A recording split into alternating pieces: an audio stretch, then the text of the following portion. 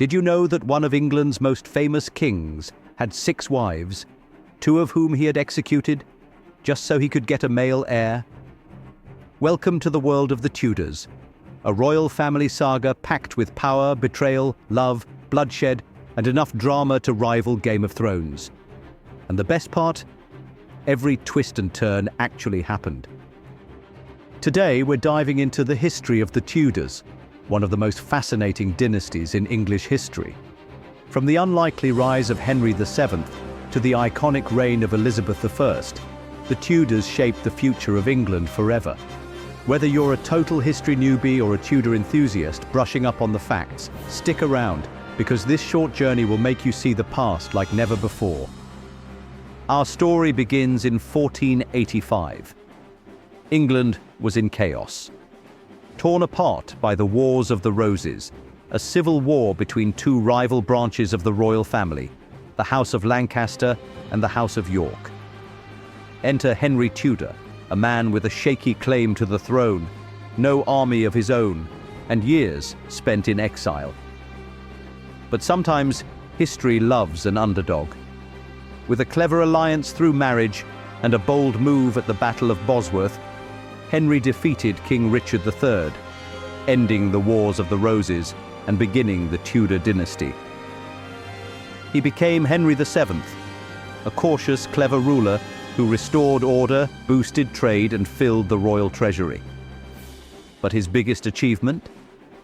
Creating a stable throne for his son, a certain Henry VIII.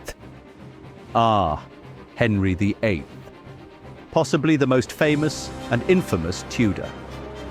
When he became king in 1509, he was young, charming, athletic, and deeply obsessed with one thing: securing a male heir to continue the Tudor line.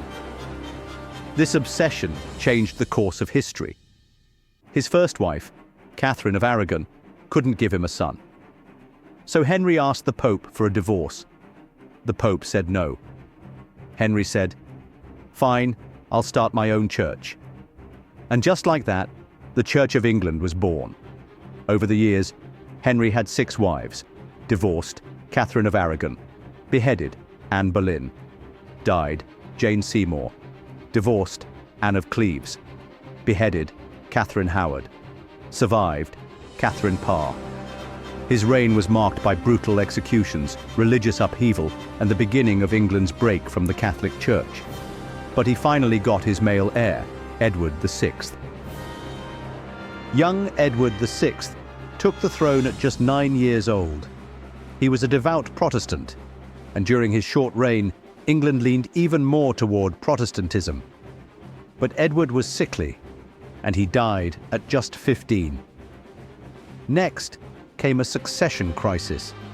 Lady Jane Grey, Edward's Protestant cousin, was queen for just 9 days before being overthrown by Mary VIII, Henry VIII's Catholic daughter. Mary was determined to return England to Catholicism, but her reign was dark. She executed hundreds of Protestants, earning the nickname Bloody Mary. She ruled for 5 years before dying without an heir, paving the way for her half-sister, Elizabeth I. If Henry VIII was the most infamous Tudor, Elizabeth I was the most iconic. Crowned in 1558, Elizabeth was intelligent, politically savvy, and fiercely independent. She never married, earning her the title of the Virgin Queen, and ruled solo for 44 years. Her reign became known as the Elizabethan era, a golden age of exploration, literature, and the arts. This was the time of Shakespeare, Sir Francis Drake, and the defeat of the mighty Spanish Armada.